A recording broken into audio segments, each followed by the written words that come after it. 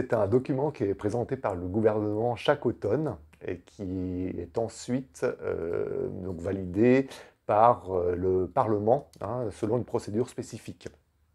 C'est un document qui présente l'ensemble des dépenses et des recettes de l'État et il en précise les montants, les charges et les affectations.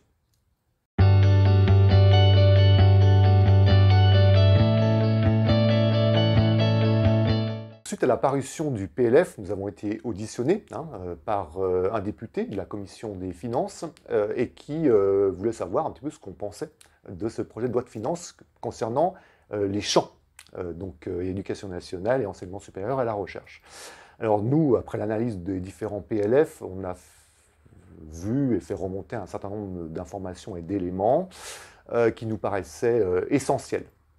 Notamment, on a vu l'évolution de certains plafonds d'emploi, c'est-à-dire le nombre maximum d'équivalents temps plein qui seront accordés aux administrations donc pour embaucher.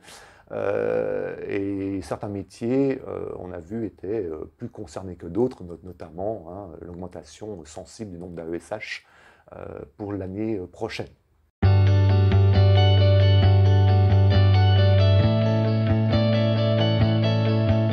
Dans la filière administrative, il y a des conditions de travail et de sous-emploi qui sont désastreuses. Il manque des centaines de postes.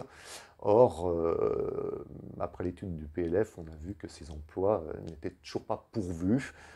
Et on note quelque chose qui est inquiétant, qui est la contractualisation croissante en fait, de certains emplois dans la fonction publique.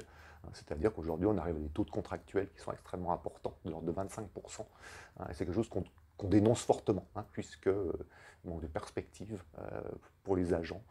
Et ça, c'est inquiétant, avec des rémunérations qui sont en deçà d'une rémunération d'un fonctionnaire.